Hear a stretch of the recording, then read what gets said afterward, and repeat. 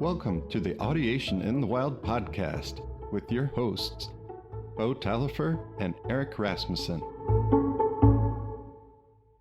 Hi, thanks for joining us for this episode of Audiation in the Wild.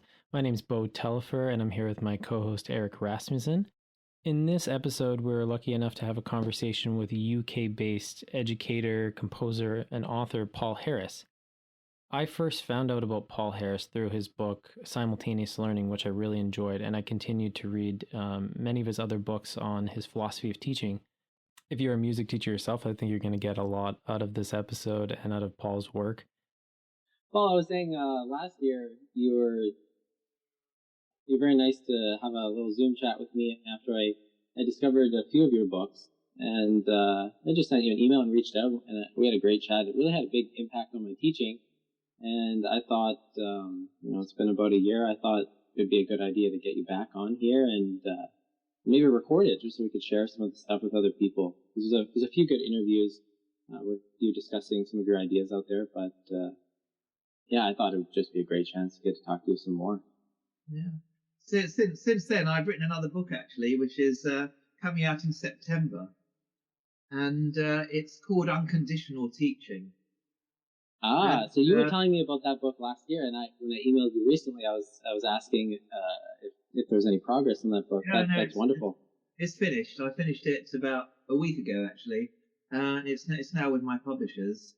And I think it's very provocative, but it's good to be provocative, get people thinking, and we'll see where it goes. I really would love to talk to you about some of the ideas in that book, because I think your views on being a music teacher are very, very useful to hear about, especially for people who have never encountered those ideas before. Maybe to get... Yeah, go ahead, Paul. I was going to say, I'd love to know a bit more about what Eric does and what your kind of work is involved with. Yeah, are you familiar with Edwin Gordon at all? I know the name. Yeah, so I accidentally, I went to graduate school, and I didn't like my classes, and I complained to a friend of mine.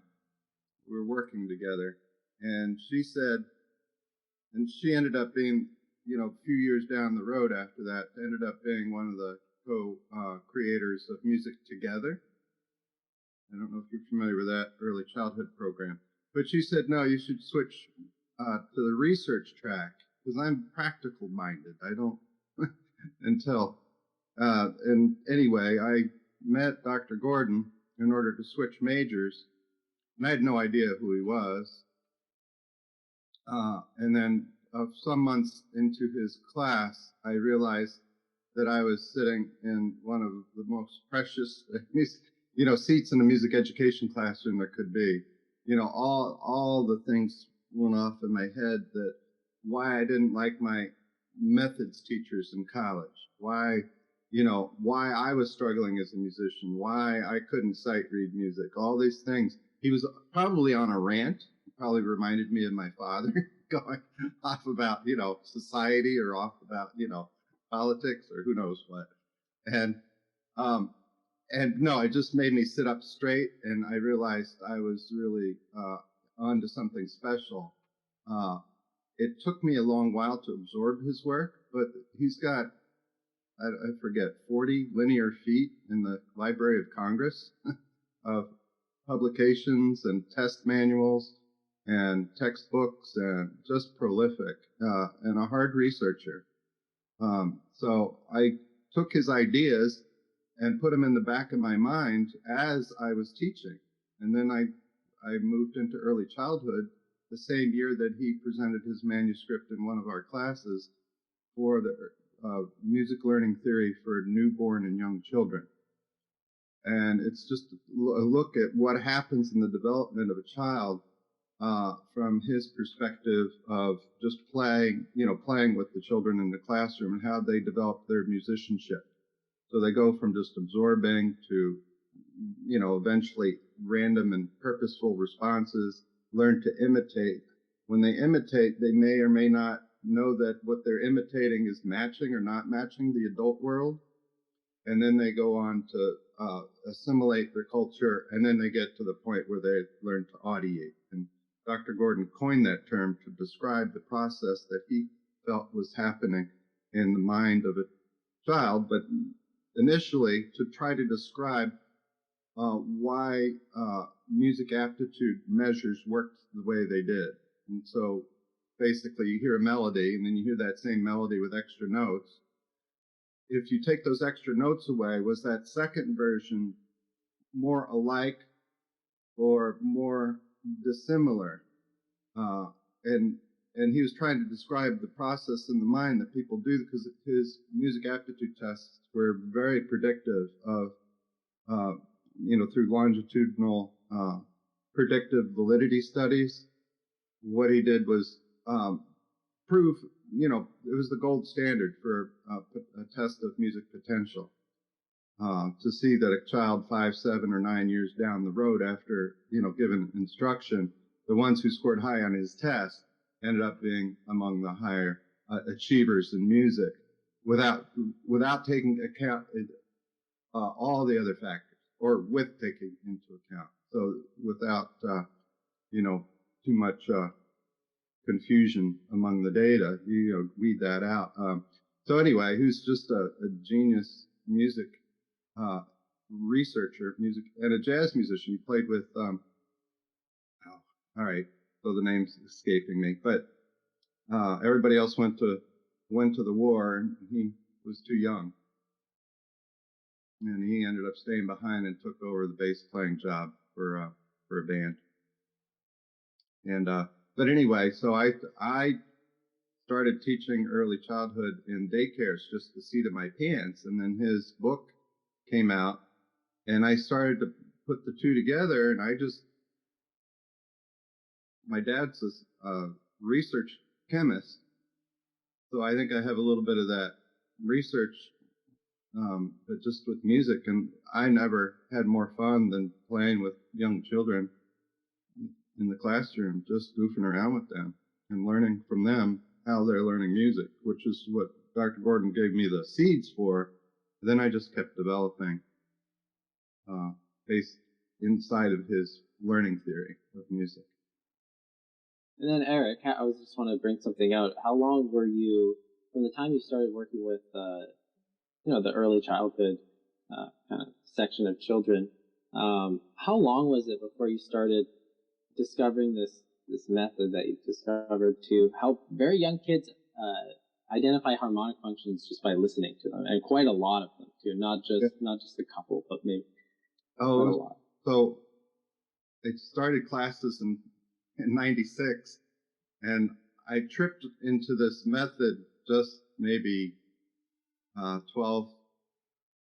little more than that, 15 years ago is when I started to realize I had something that I needed to pursue. And then it took me many years, 5, 6, 7 years to develop, to get it to the point where I want to present it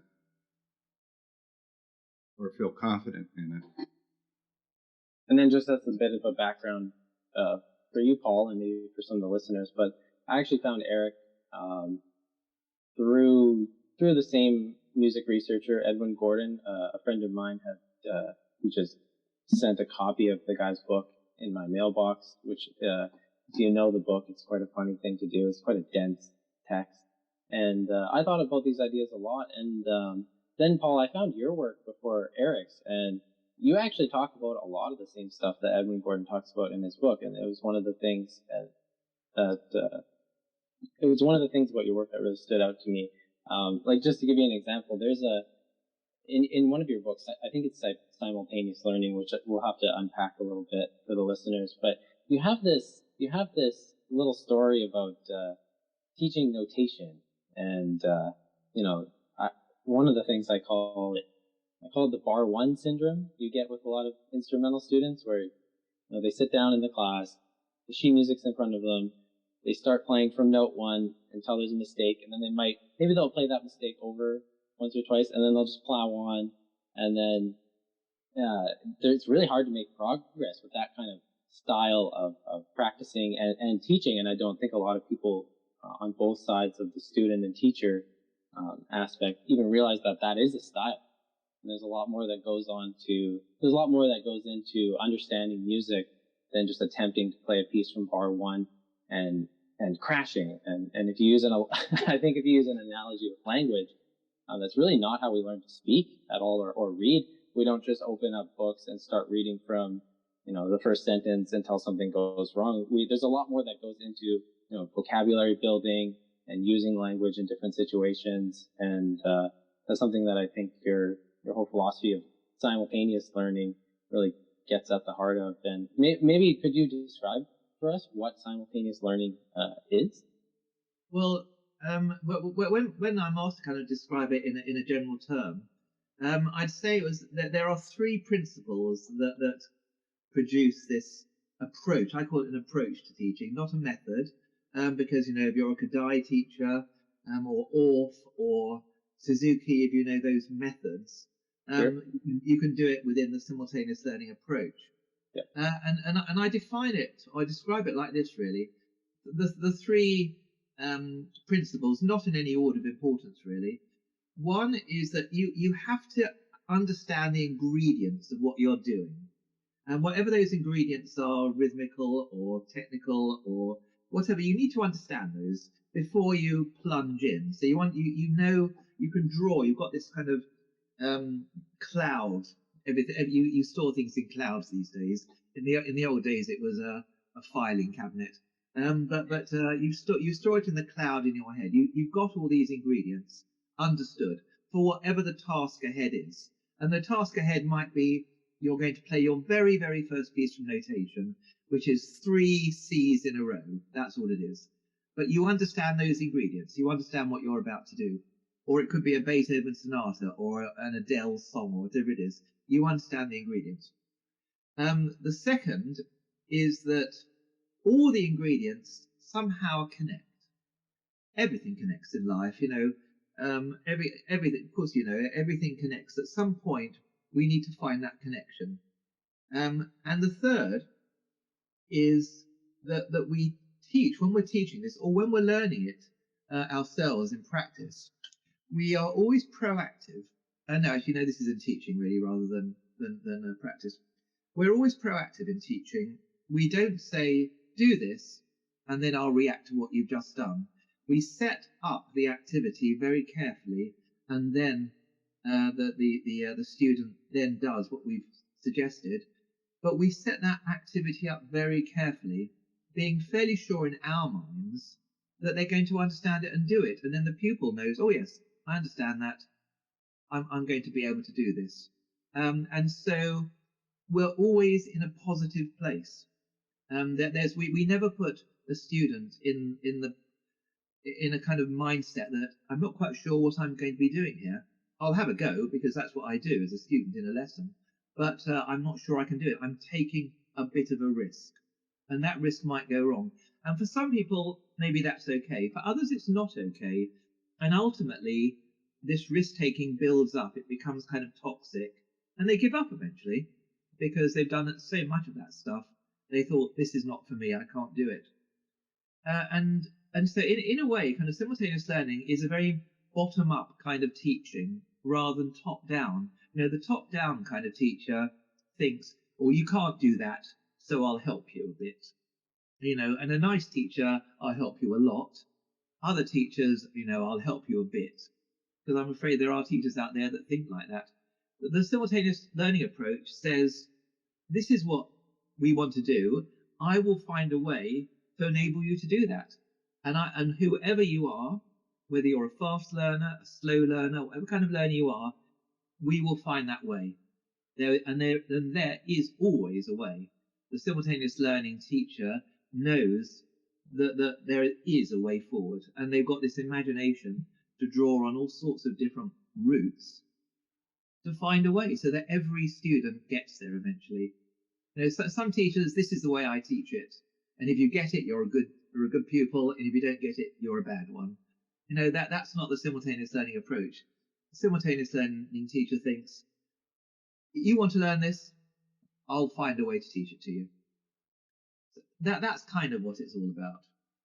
Yeah, I think that's a really good explanation. That little framework I've had in my mind since I've read your book. I committed that to memory. I always think ingredients, making connections, and then some empowerment and proactivity kind of fused together. I think of those two together, and I really think the importance of teaching ingredients, especially with a domain like music, where there's truly an absurd amount of information, and I'm sure all of us have realized that there's really no end to this, nothing even approaching an end. Because if you wanted to choose a style of music, even in that one style, the amount of ingredients, it's something beyond what anyone could master, because it just keeps going. But with this bottom up approach of teaching, you're really starting from foundational, masterable, tiny skills that can be applied to and generalized in different contexts. And I mean, I'm thinking back to when I was in grade 7 and we started concert band, started reading music. And I remember the first page of some of these tutor books or method books. There's really a lot of information on those first pages. And one of the things I've been dissatisfied with as a music teacher with standard method books is I feel they progress quite rapidly, where there's not enough pieces that explore a smaller amount of ingredients. There's too many ingredients introduced, which is not really a problem if you are able to compose a bit, because it becomes quite fun, and it's really something I started doing a lot after I started reading your books, is that a lot of my own composing I would do on my own time. I just started gearing it towards pieces I thought my students would benefit from, and then the composing takes on a different life. It becomes more practical and more usable, and you can see the benefit of it in that light. But also this idea of making connections, I think, is so important. And I think people might have even missed it when Paul was trying to explain ingredients. He started making a connection of storing it in the cloud. He was already trying to put the idea in our minds and have it stick there. And yeah, I think that's so important, because when we were talking before about this bar one syndrome that I call it, and I think I stole that idea from you, Paul, but I don't know what book it was in, or I tried to find it last year. I couldn't find it. You remember? It's in one of the books. I call it bar one teaching. We start from bar one, and bar one usually becomes quite good eventually, and then it kind of downhill from bar one onwards, because we always start from bar one. So, I'm always saying, don't start from bar one, except sometimes. Let's start with the last bar today, or somewhere in the middle. And it's so much more fun and interesting than always starting at the beginning. The bar one teaching, it also seems associated in my mind to not exploring the different facets or different ingredients of a piece.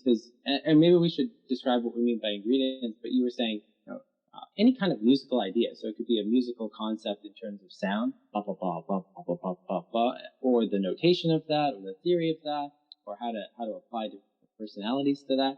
And I think that exploring that, especially for very, very novice musicians, exploring all those facets very early on is important, because it's not like from day one of learning an instrument, you just learn the notes, and then at some point you start learning how to express yourself, or you start learning about rhythm or harmony. You kind of start everything at the beginning in a very prototype way, and it all kind of builds. And one thing that I've learned from you is that when you start getting in the habit of doing these simultaneous maps, which we'll talk about, really you start looking at every piece really does connect, because you're comparing the similarities of all the different pieces to each other. And I find that with the bar one approach, it's often more of like a note shooting approach, especially with instrumental teaching. I have the sheet music in front of me, and my job is essentially to shoot the notes down. And all these other concepts like ear training or theory, or those are things that are not related to the task that we're doing. And one point you made there, very important, is that I think we should always be trying to get our pupils, our students, to see what is similar from one piece to another piece. So we're making that connection. So often, here's a new piece, here's a new song, and we teach it as if it was a new song or a new piece, rather than say, okay, let's have a look at this new song, this new piece, and let's compare it to the one you've just played, or one you've just learned. How many similarities can you see? Because unless we do that, learners don't tend to learn like that in an automatic kind of way. We need to really help them continually do that, to make those connections. And then suddenly they say, oh, yes, this is like this is like this. And straight away, they've understood things. They think learning a new piece is kind of starting from scratch. And we need to make those connections all the time. And interestingly, in a beginner's tutor, I've written a lot of tutors, and I try to write it, using my simultaneous learning kind of ideas. So the one piece then leads very sequentially and logically to the next piece, and so on and so on. And I'm always, I set it up for a teacher to say, so what's similar here? What are we now moving on? This ingredient is now developed a bit. But basically, it's the same kind of things. And I want students to see that. And if teachers help them to see that, everything suddenly makes sense. And the whole journey of learning is suddenly so much more powerful, rather than, every piece is a restart. It's not a restart, it's a continuation. Exactly. And actually, I think this is really related to Eric just finished a book recently. Eric, what is the name of that book, just so I don't blow it here? Dr. Eric's book of Song and Chants. It's a book and a full curriculum for birth to 8 or 9 or beyond.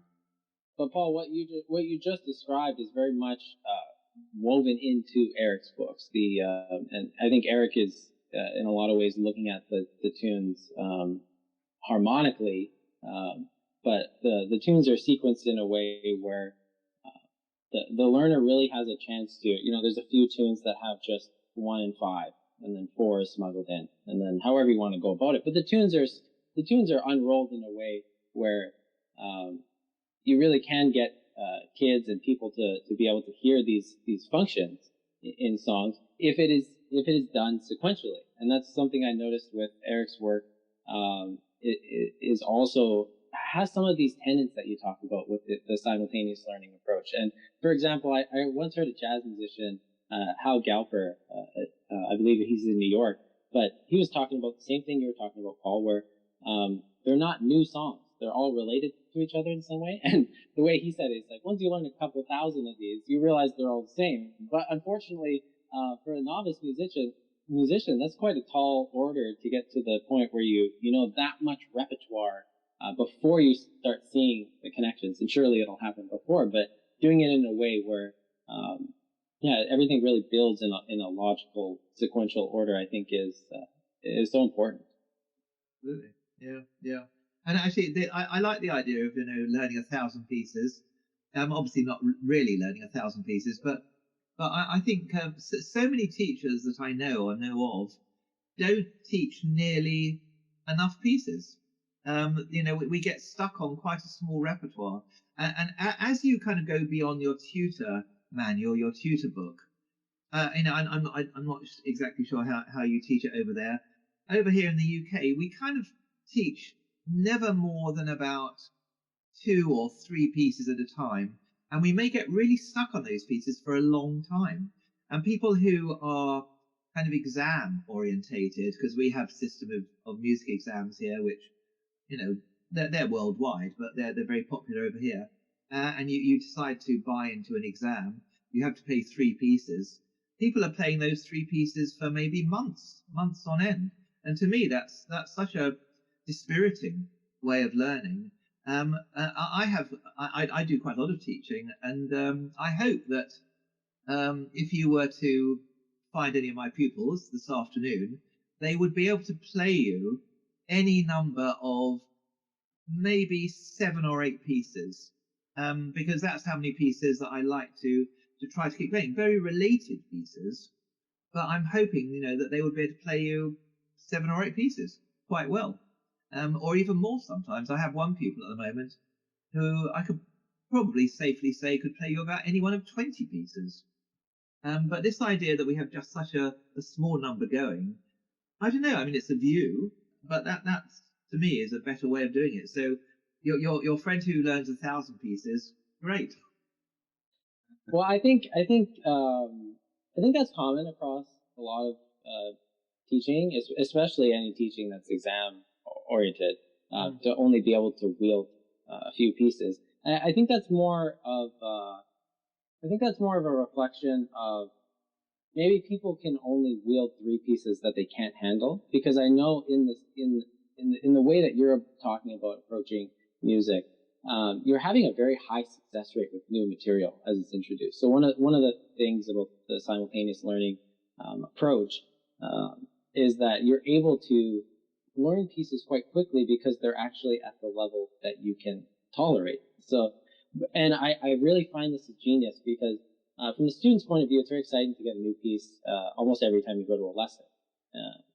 It's enjoyable for the teacher to do as well. I find the teacher seems to learn a lot in this process, but also I think your ability to help a student grow in that situation where they're getting a lot of smaller pieces they can get to mastery with and cycle through, there's more chances for comparison and contrast between pieces. If the students are only learning 3 pieces over a period of 3 months, they're not really making any other musical comparisons and contrasts. Let's say and I didn't pick up on that the first year, that I was thinking about simultaneous learning, but I actually think this has a profound impact, because if you learn, 20 pieces with Paul over the course of a few months, all of those pieces can have relationships and interconnections with each other. But if you only learn 3, you are now limited to that set of relationships. And I think that has a huge implication, especially if you're talking about music lessons over a period of 5 to 10 years. It's hard. I mean, I don't know how you do the math on that, but it seems obvious to me now. But that's something I've been contemplating over the past year. And I'd love to hear your thoughts on that, Paul, because I noticed in the other interviews, I don't think anyone brought that aspect up. Well, there's 2 little points just related to the first thing you've just been saying. One is that we have this habit of, when we introduce the next piece, you're learning this. Now, except in a tutor. I mean, when you're doing a tutor manual, you turn the page over, and then whatever the next piece is, you tend to do. And if it's a good tutor, if it's a good manual, then that's probably okay. If it's not, then I think the teacher should be introducing other stuff anyway. But once you've finished your tutor and you're getting into the swing of learning, when the next piece comes along, it's usually more difficult than the last one. Here's your new piece, and it's more difficult than the last one. And it's kind of almost done deliberately. And whilst, of course, it's important to challenge, to develop, to cause more ingredients, new ingredients, at the same time, I don't want it always to be, and here's your next piece, and by the way, it's a bit more difficult than the last one. Let's sometimes say, here's a new piece, and we don't have to say, actually, it's the same difficulty, or maybe even a bit more simple, because I want you to learn this quickly, really understand it quickly, and so you can master it and enjoy the mastery of it quickly, because that's such an enjoyable thing to do. And the other point just came into my mind is that one teacher that I teach comes to lessons occasionally. Quite a few teachers come and have lessons with me, and she's now a teacher. She's got through that whole thing.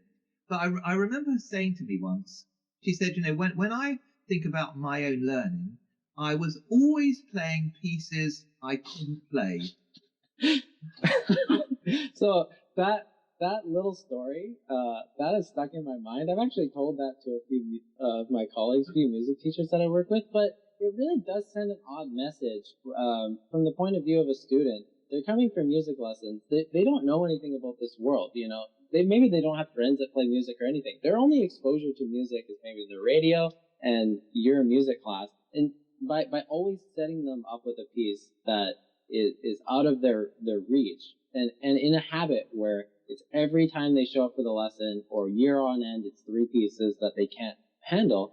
It's no wonder why they view the project with that type of mindset, because it's kind of riddled with it. And I can't quote the research. I wish I knew whose research it was, but I know there's something out there about you'll have a better likelihood of learning if you mix different difficulty levels. So there should be things that are kind of at this 80 to 90% success ratio, and then maybe some pieces that are just easy, no problem at all. And then maybe some, I'll often start a piece with a student. It's usually something they just want to play for their own enjoyment. We won't do the whole thing, but it's way beyond their capability. And if it's done with a positive mindset, we'll do something just small from there, like a 8 bars of it or something. And that might be something they need to handle over a few months, but it's not like they're not learning any other pieces in the process. And I think that's huge, because there's not really a reason why it should always just be more difficult and something they can't handle. It sends the message that the whole project of learning an instrument isn't actually based on enjoying making music. Yeah, absolutely. You're so right, and there are so many students, over years and decades, who believe they can't do it. They just, I can't do this thing. I'm always making mistakes. I can never master anything. And it's for a teacher to present that mindset to their people that you can do this. That the whole game is that you can do it, and then we go on and we learn some new stuff and we develop, and then you can do it again, and you can continually do it. And this idea that I can never do stuff, you can understand why so many thousands upon thousands of would-be musicians and other subjects as well, same in other subjects, have given up because they've been made to believe they can't do it. And it just takes a little change in the whole mindset of the teacher to stop that from happening.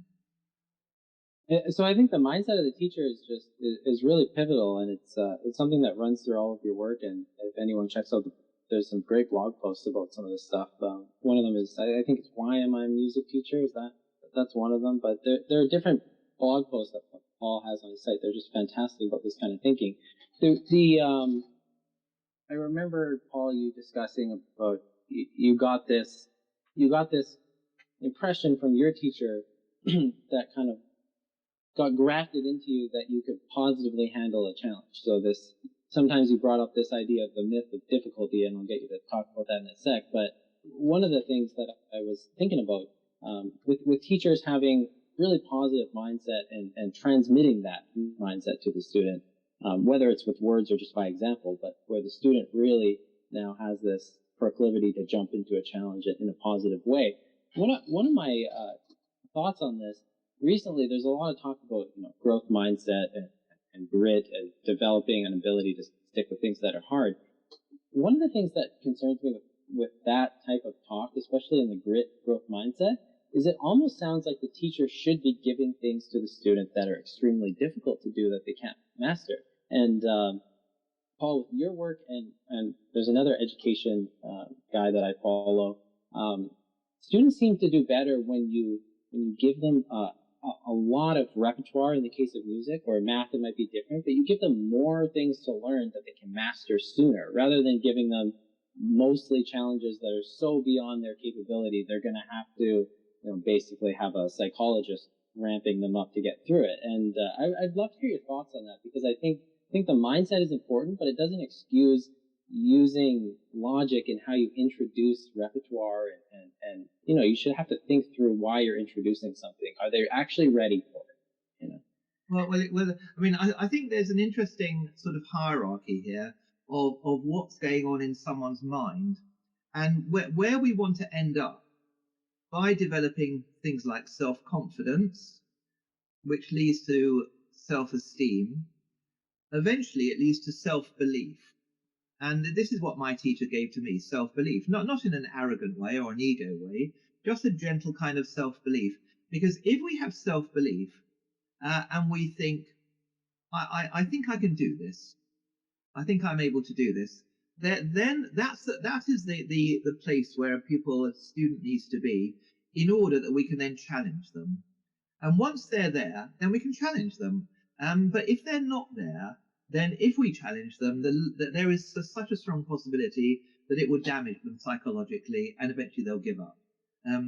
So we have to build up self-belief, which is that thing where we say, I think I can do this. I'm going to have a go because I think I can do it. if the learner is thinking, I really don't get this, I'll have a go because my teacher's making me.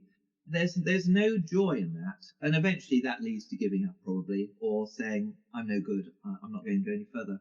So we have to develop self-belief, and self-belief comes through the way that we present material, the order in which we present it, the way that we allow a pupil to understand before they have a go, and gradually we develop this self-belief, and then we can do anything. We can challenge as much as you like. Because that pupil has a quiet self-belief, thinking, I'm okay with challenges, because, for example, I know that making a slip does not have any negative emotional consequence. For example, the whole mistakes thing. I don't like the word mistake, as you probably know. I like to call it for my pupils a slip, or you made a slip. A mistake, and I define this to my pupils. A mistake is where you get something wrong because you don't understand what you're trying to do, or you don't have the technical equipment to do it. Under those circumstances, it's my fault. It's the teacher's fault if you don't understand it or you don't have the technical equipment. If you do have both those things and it goes wrong, you've made a slip. You're trying to get there, but you don't quite get there, but you know what you're trying to do. There's no negative emotional consequence of that. But if you're doing it and you get it wrong, then in your own mind, you feel bad. And then if you've got the kind of teacher that is not sympathetic to that, then negative consequences, mistakes equal negative consequences. And for that pupil, they will not be able to get in the flow and move forward. I always tell my students, if they make a mistake, I say, oh, good, I have a chance to teach something, because if you always played everything perfectly, what am I here for? Yeah, well, that's fine. That's good. I mean, if you can put a bright inflection on a mistake, then that's absolutely good. That's fine. I've done the for the 5 and younger crowd that I work. Yeah, I've done the example where if you have a new student, or maybe especially a transfer student, actually, because they already play and they already have habits, and you discover that they have maybe because they're with you and they're anxious. Sometimes I think when a student's with a teacher, unless there's this relaxed comfort, they actually feel like they're performing in the lesson, which is profoundly unhelpful while they're trying to learn. But I'll actually demonstrate. I'll play the first 5 notes of the melody with a purposeful, just horrible mistake at the end, and just show them like really nothing bad happens. And I'm wondering if you actually will explicitly say things like that to a student. If you have a transfer student who's a great player, but they're kind of wound up about the mistakes, will you actually unpack it a bit and discuss that with them? Completely, yeah. Yeah. I like to. I mean, I don't want to take up too much time in lessons, but I like over a period of time to teach my pupils about teaching and about learning. Yeah. Yes, so I will. I will always explain, in my own mind, the difference between a mistake and a slip, because I want my pupils to understand that. And I also want my pupils to have the confidence to say to me, I don't get that. And if they want to say to me, I don't think you've taught me that thoroughly enough, that's fine.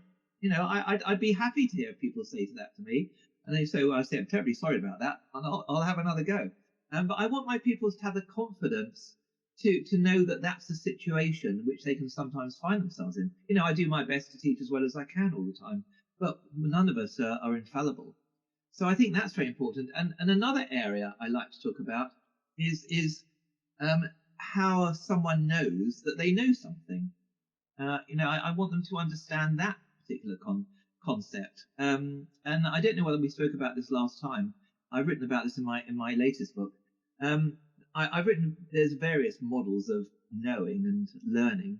One of my favorite is the one that has liminal space in it. Do you know this one? Have I talked about this one? I don't think so. Okay, it's very simple.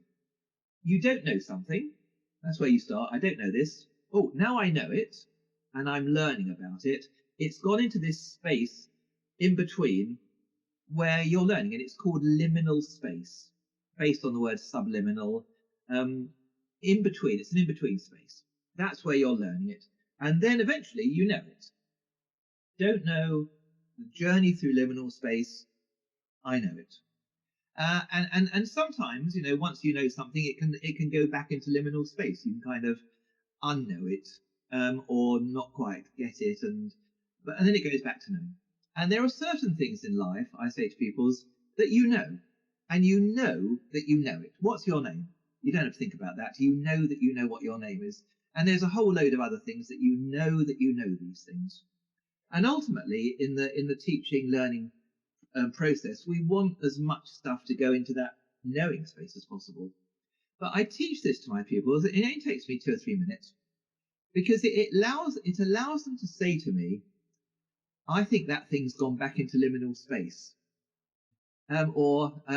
because that doesn't sound like as bad as I don't understand that, or I don't get it. I don't. It's a fun way of saying I don't get it. I think it's still in liminal space, and I teach them this concept, and even the little ones get it. They know theirs because it's simple. Don't know it, liminal space, do know it. And also they can also compute in their minds, have I got that now, or is it still in liminal space? In liminal space we're still learning, making connections, understanding, and eventually it gets to that point where they know it. It's a simple concept, and I think it's very, very helpful in learning and teaching. Yeah, things like that, where you're helping the student develop an awareness over the learning process itself, which I would consider to be very important. But also, they're going to be much more likely to tell you they don't know something when you guys have a framework between each other about how learning unfolds. So they're not conceiving it as like a personal failing if they don't understand what you're saying. It's now, oh, I'm in stage 1. I don't think I'm in stage 2 yet. Maybe the teacher thinks I'm in stage 2, and they're more likely to actually bring the thing up. It's just part of the sequence. Absolutely, that thing where a student thinks, my teacher thinks I know that, but I don't. That's a very, very uncomfortable place to be for a student. Because that's especially in a one-on-one lesson. Well, exactly right. They are absolutely convinced that, and because of the way the teacher is talking about things, the students thinking, my teacher thinks I know that, but I don't. But how do I say that? Because many students wouldn't know how to say that to a teacher. I'm hoping my students would be able to say that to me, because I set it up that they can say that. That's good learning. But loads of them wouldn't, and they can either say, oh, no, it's still in liminal space, or they might just say, no, I don't get that, which is fine.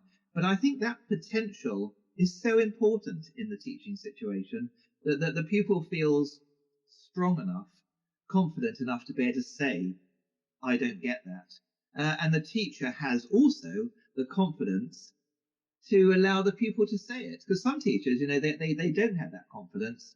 And they wouldn't want their pupils ever to tell them, I don't understand that. You haven't taught me that very well. Yeah, I tell my kids that the best answer when they're not sure, say, I don't know. I said, that's the best answer, because then I know you don't know. Because if I don't know you don't know, what do I do? So don't guess.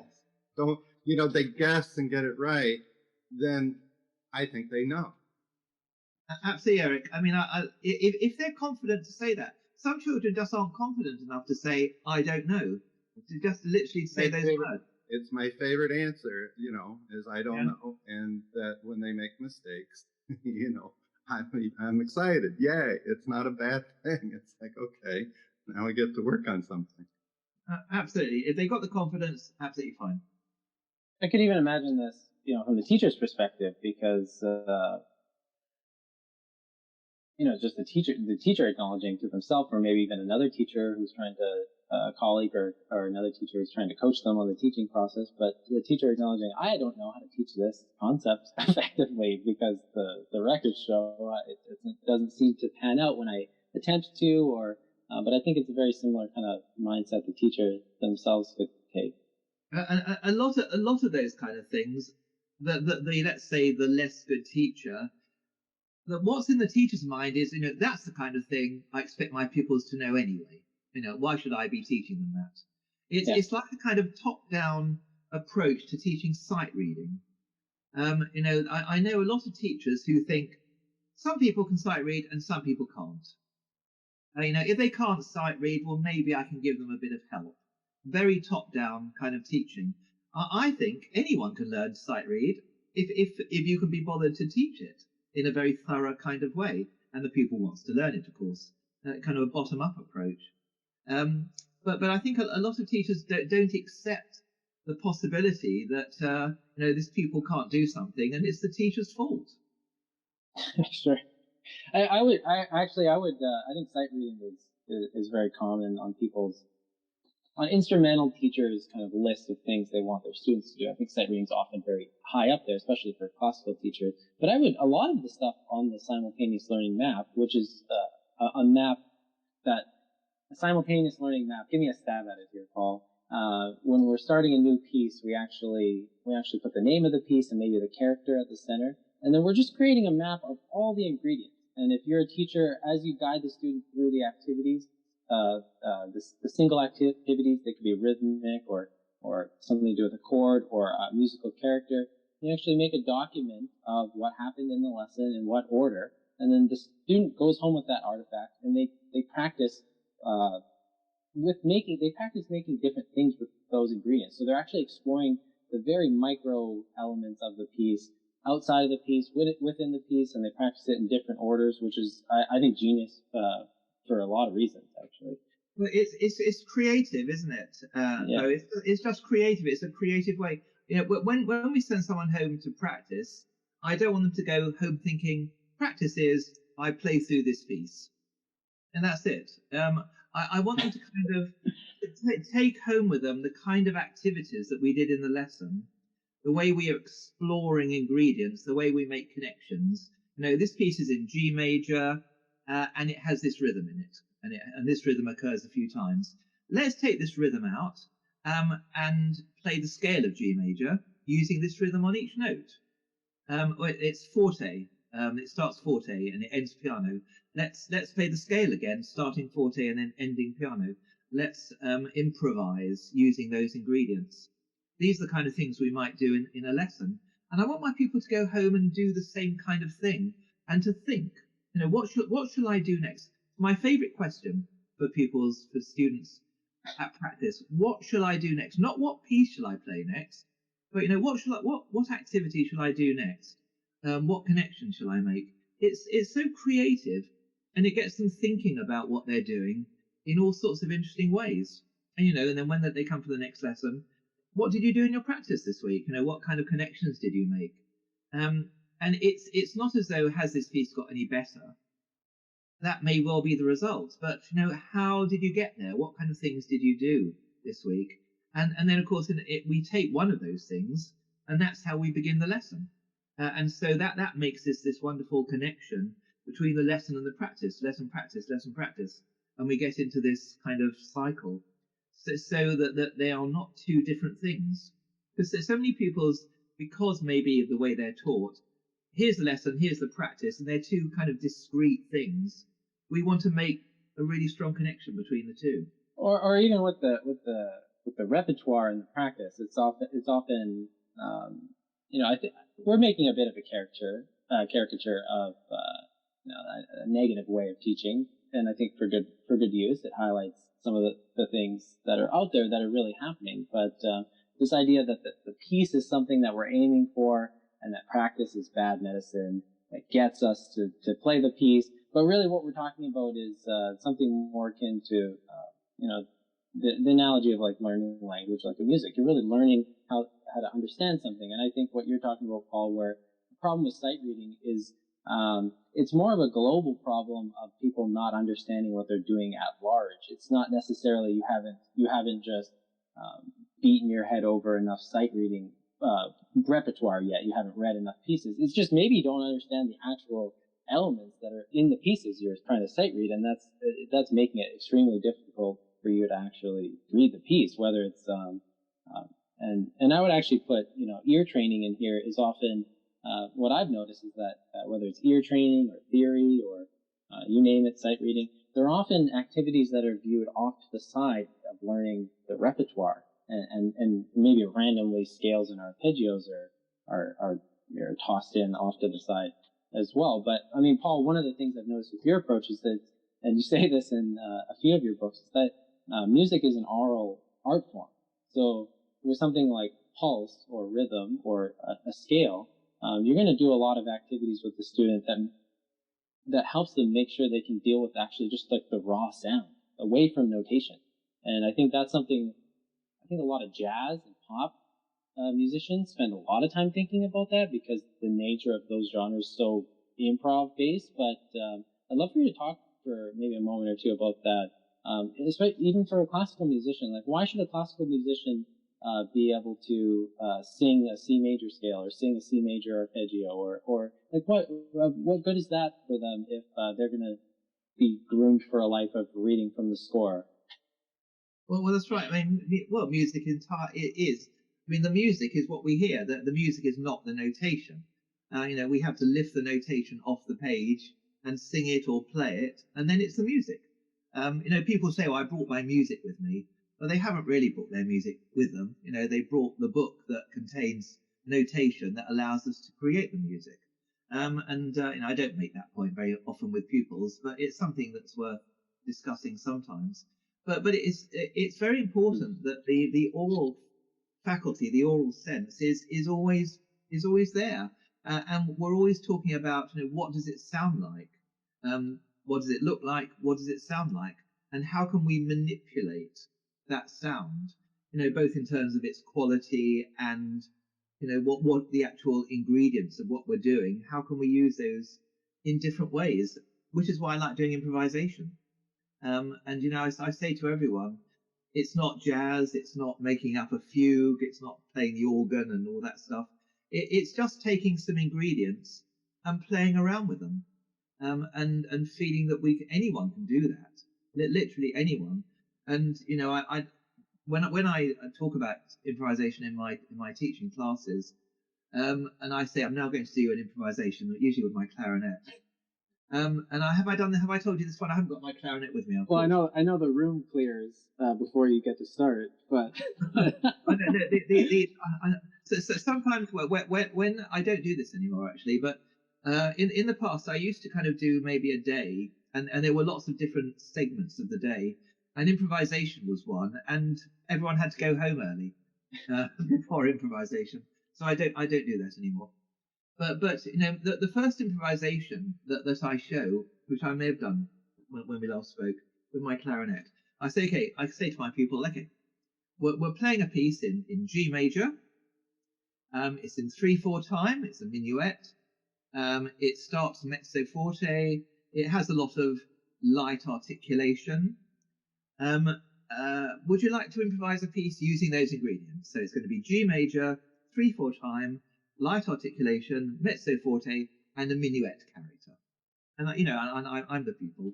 And I say, yeah, okay, I'm okay with that. I get my clarinet and I go, well, and that's my improvisation. And I say it was in 3/4 because I was thinking 1, 2, 3, 4. It was in G major because that was a G. It was a light articulation. It was mezzo forte, and it had a nice minuet character. It was a bit short, but it improvised using all those ingredients, and that's the way in. Say, okay, brilliant. You improvise using all those ingredients. Now maybe we can do a slightly longer piece.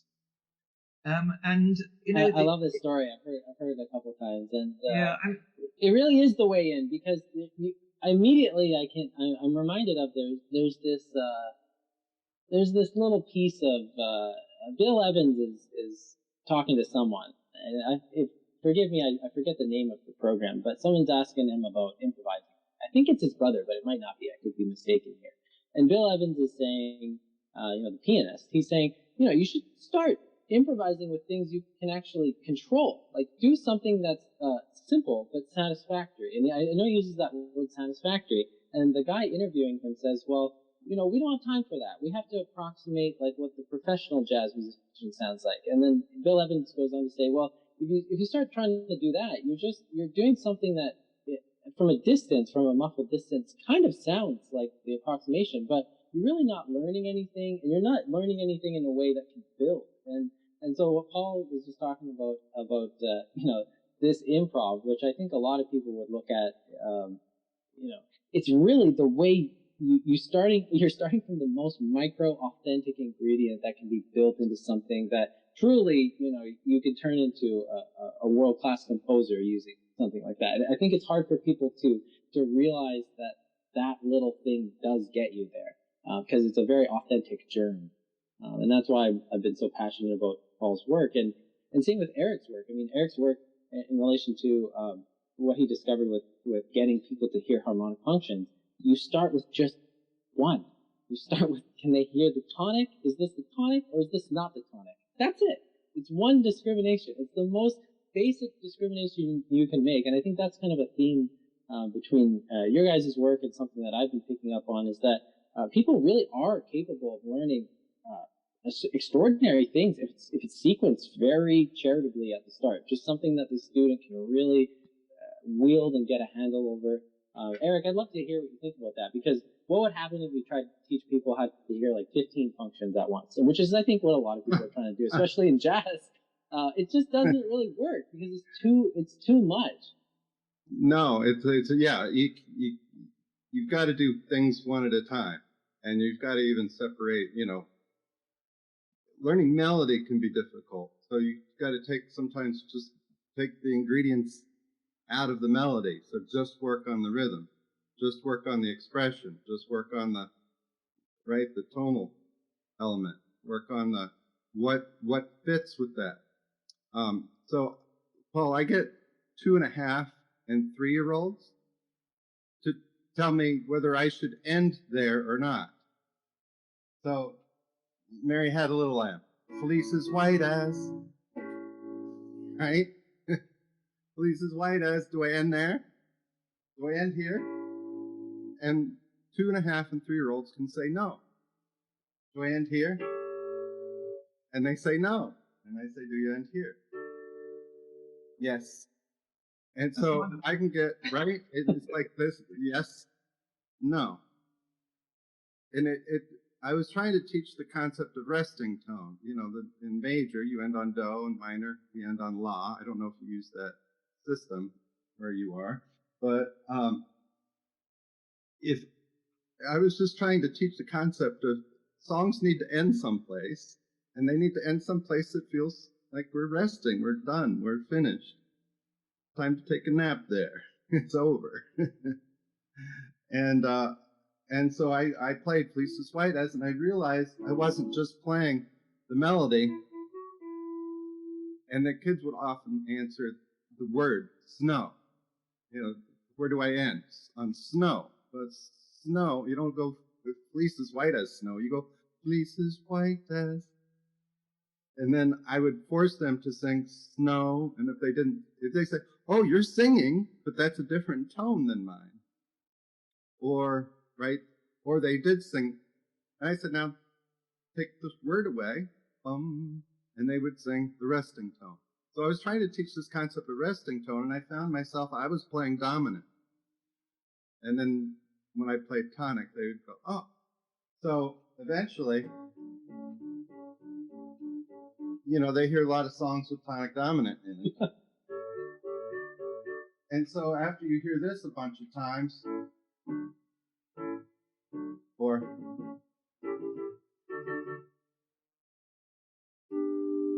that sticks out like a sore thumb. You can't help but know that's something. Is that yes, no, or something different? If they can't tell me that's something different, then we're not ready to go on. We continue to do more yes, no songs. Yeah, excellent.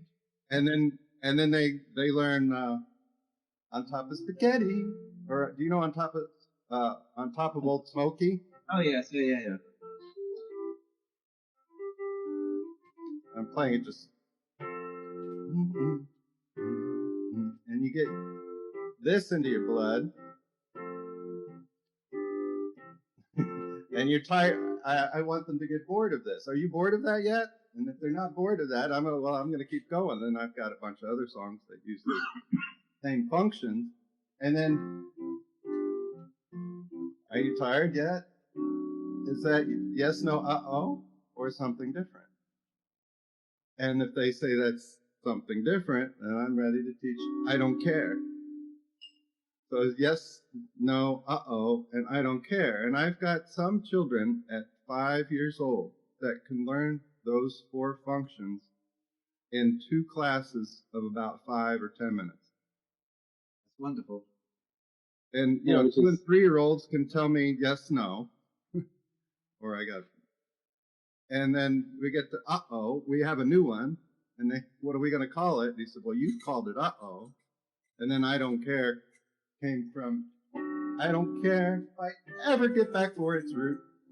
so You know, Eric. I just until want to go I want to from, point something out. I yeah, want to point something out that Eric is doing this. So like when he teaches how to hear just a 5 and a 1, it's really done through the piece. Just like the simultaneous learning map at the center of it is the name of the piece. And Eric will teach Mary Had a Little Lamb, and it's all these ingredients, whether they're the functions or the resting tone or whatever it is. They're all baked into the repertoire itself. So it's not like the theory is the theory, the ear training, the label of the functions, and whatever you want to call all this stuff. It's not off to the side as some irrelevant thing you learn. It's actually a very useful part of the musicianship that helps you describe the sound you're hearing better. And then same with if there is notation involved, the notation is supporting the project of the sound itself. It's not just some thing you do because reading notation will make you better at understanding math later in your life, which is an odd thing for music teachers to be interested in. But yeah, no, when I found Eric's work, I think Paul, your work helped me see that he was up to a lot of the stuff that you're talking about in it. So it's very interesting for me, but to see that. there are so many parallels in your work, Paul, with Dr. Gordon's music learning theory. I think it's just the nature of nature. It's that the nature of being human learning music. You know, one of the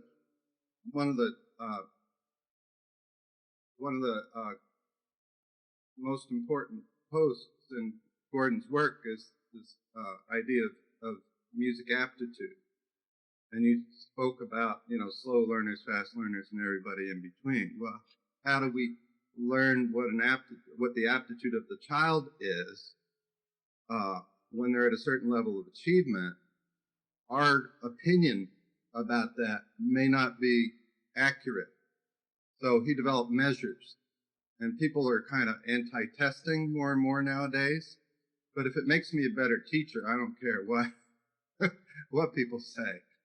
Because I can adapt my instruction if somebody has a high tonal aptitude or a high rhythm aptitude or a high harmonic aptitude than if they're average or below or anything in between. And there's combinations of all that really make teaching quite, creative to work synergistically with how the student is learning, because the students don't learn the same way, right? So that's one of the hallmark ingredients of Gordon's learning theory, is to know, the aptitude of your children or of your students.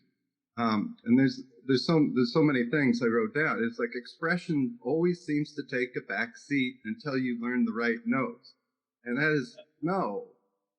Children are expressive from the beginning. It's only when you get them to start to learn to read words that they sound like this, because they're now sounding out letters, and they become technicians or decipherers of the code rather than musicians, where the person is just expressing a feeling.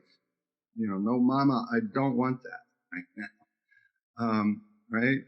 The other thing you said that's based in what Gordon taught me was, or teaches us about, you always learn something against what it's not. So if you don't learn, you can't learn major from just having major pounded into your soul. You have to experience it by listening to, Mary Had a Little Lamb in minor, or whatever song you want to do, and you juxtapose those things so that you have a deeper understanding. Hey, that doesn't sound right. That's interesting. And then one of the things I do is I ask my kids, what song do you want to do? And they tell me, and I say, do you want it the right way or the wrong way? and they get to pick. And and then I ask the kids if they liked it that way or not. And some kids, and I have a sense that those with higher aptitude, I have to do the research on this, that enjoy it the wrong way, and they want to pick it. And so eventually they learn enough vocabulary. They say, "Yeah, I want that in minor." And then I say, "Is that the wrong way or the right way?" And they say, "It's the wrong way." And you want it the wrong way? Yeah. And how else do you want it? Do you want the rest of it the right way, or do you want something else?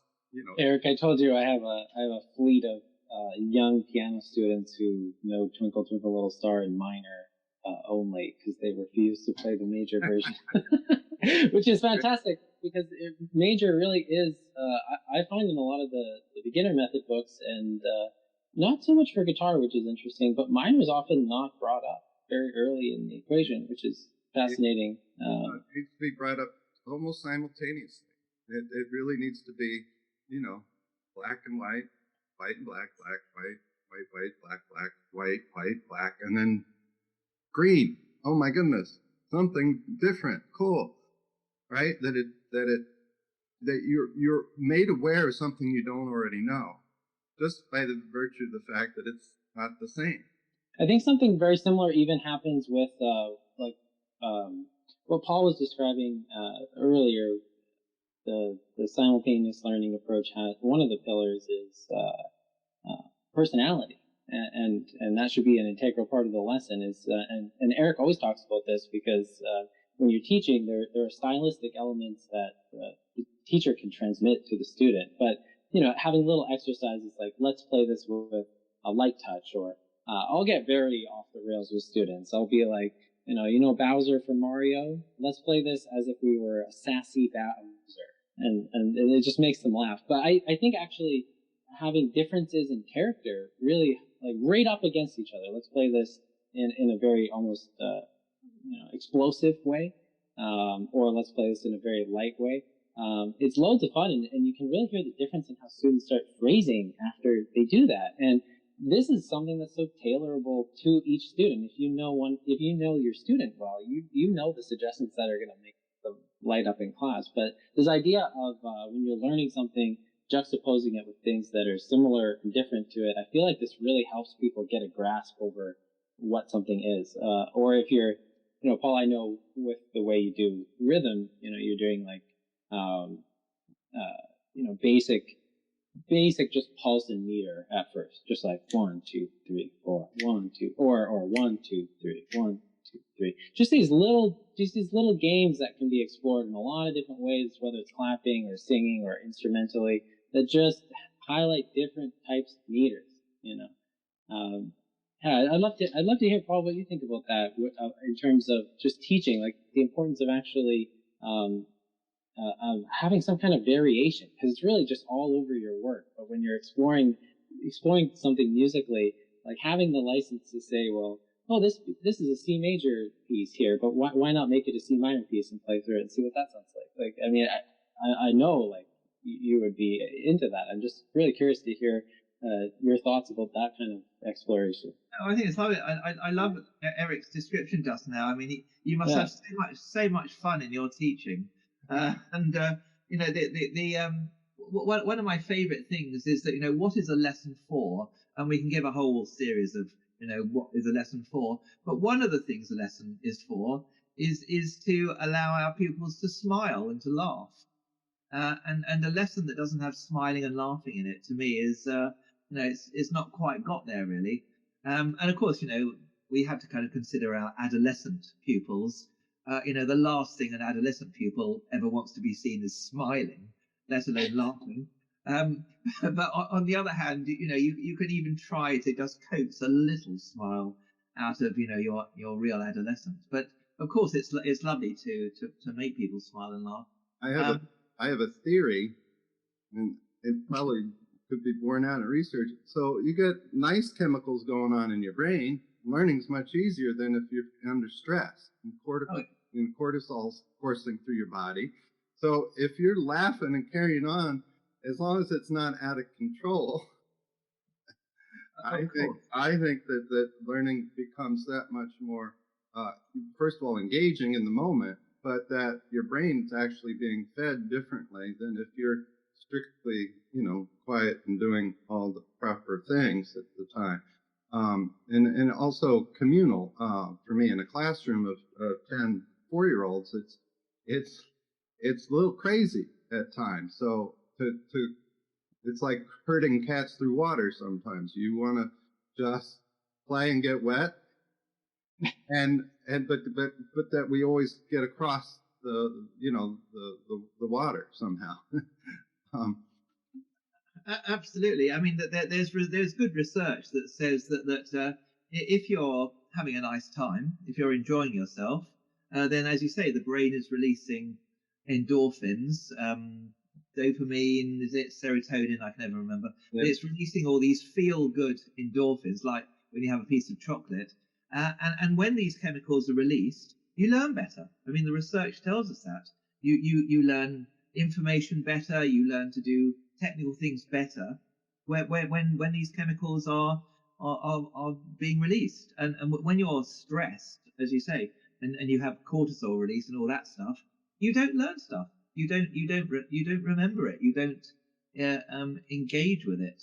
So of course it's hugely important to I mean, you don't have to laugh and tell jokes, but yeah, just to have that lighter side.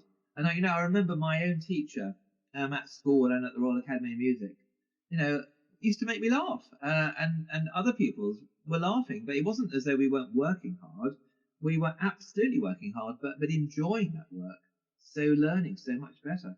And teachers who think that teaching is most appropriate through fear, it is not. Fear is not the way forward. Some teachers, that's what they like to think. Yeah. Paul, I want to be mindful of your time. I'm very interested in hearing a few thoughts about your new book. Well, I think it's going to be called, we haven't totally decided, but I think it's going to be called Unconditional Teaching. I was toying with teaching unconditionally, but I decided against that because the book is not it's trying to say to teachers, here is a roadmap so that you can teach unconditionally. Here is a book about unconditional teaching. Take from it what you will. I didn't want to give the impression that this is where you have to go, but it's been fascinating. I've had to work very hard, actually. It's caused me a lot of hard work. I've done a lot of reading, spoken to psychologists, psychotherapists. I've been reading complicated books. Actually, my computer's on it, so I can't show it to you. But by a wonderful man who I love, Carl Rogers, American. Yeah. And this book is here. It's a therapist's view of psychotherapy. It's called. It's very thick. But I've been reading that. But this book, because he invented this thing called unconditional positive regard. Yeah. Which I talk about quite a bit in the book. And he was working with therapists who were working with very troubled people, criminals, and other serious people with serious problems. And his thing is that you may not like this person, but you treat them with unconditional positive regard, even so, which will enable you to communicate. In teaching, of course, we do like our pupils, and we make sure that we do.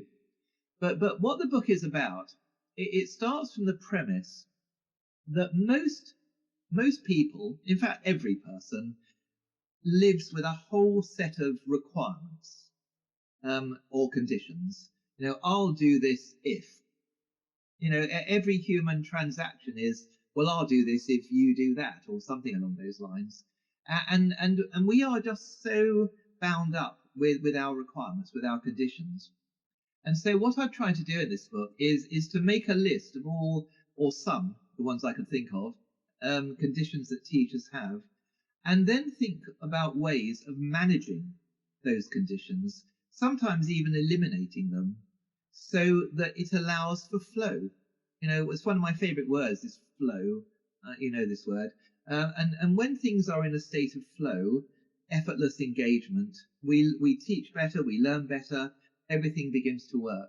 And so basically that's what this book is about.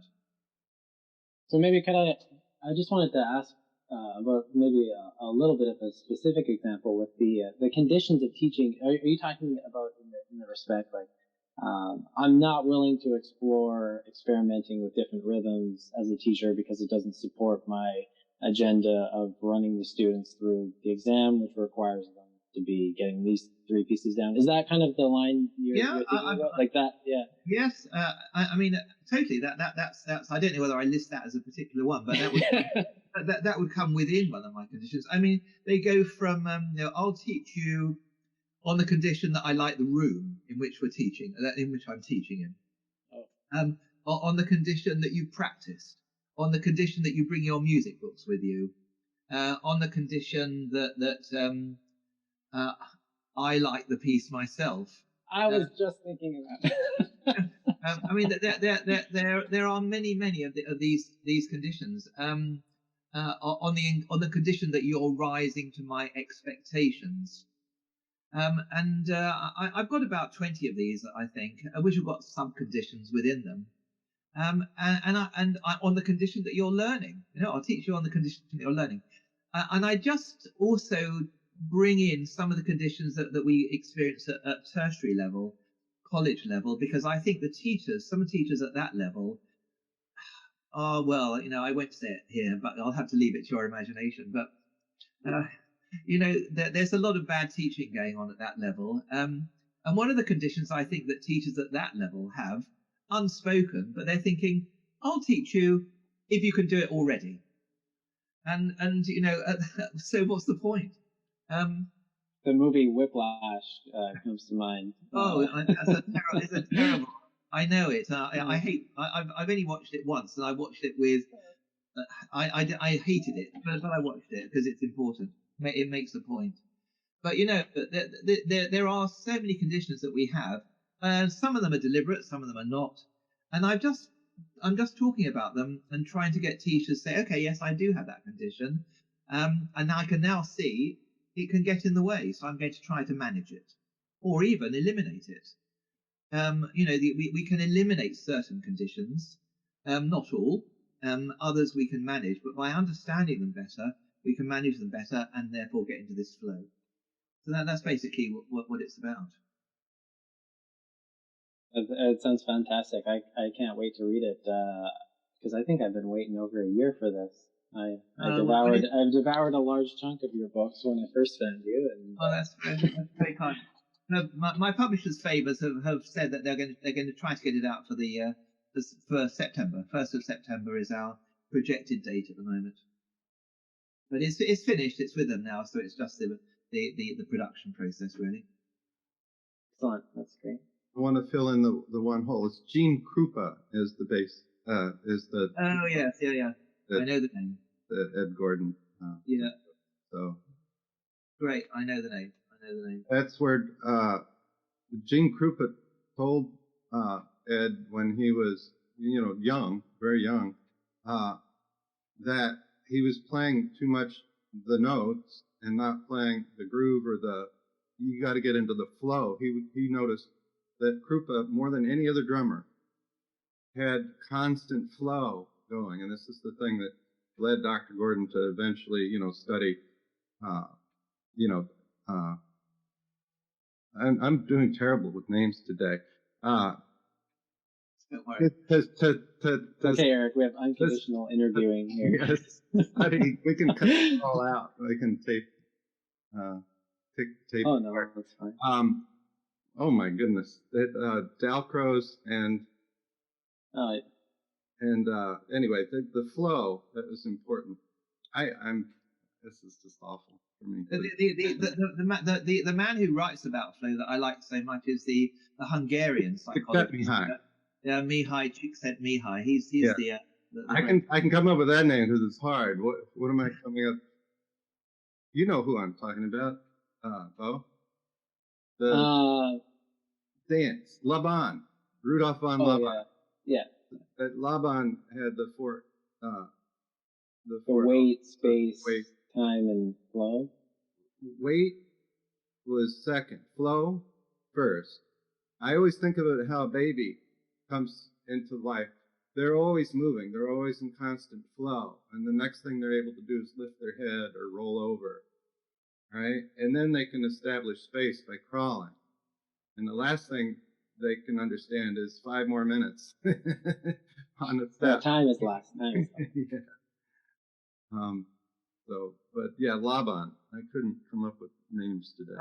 I do know Edwin Gordon's name, but after today I shall go and research it much more. Thank you. I think actually when I did a meet and greet with Paul last year, Paul has his 4 pillars of simultaneous learning approach. I think I was trying to help him install a 5th one in there. One for tonality, but I don't think it landed yet.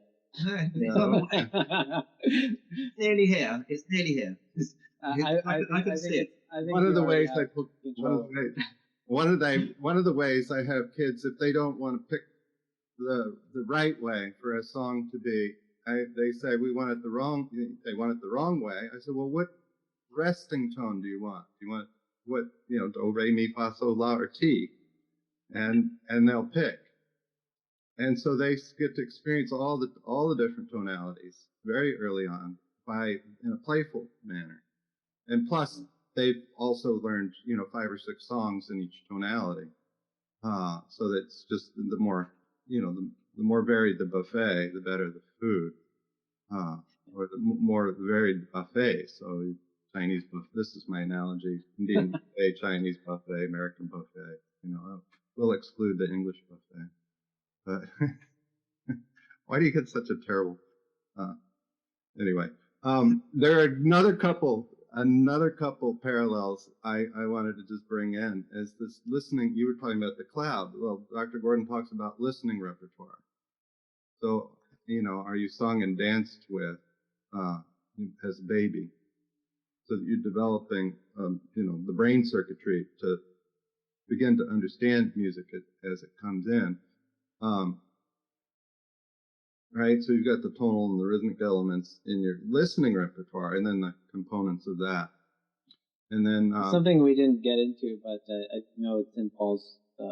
It's all over Paul's books. There's a section on listening to music, because I find a lot of students don't listen to music, and Paul does something. I took a tip from you where you're going to teach a song to a student, a few months down the road. You actually just start getting them to listen to it a while before they might play it, and I find that that's really helpful. But also just listening, I think, is often underemphasized by music teachers as something that's really worth our time to do.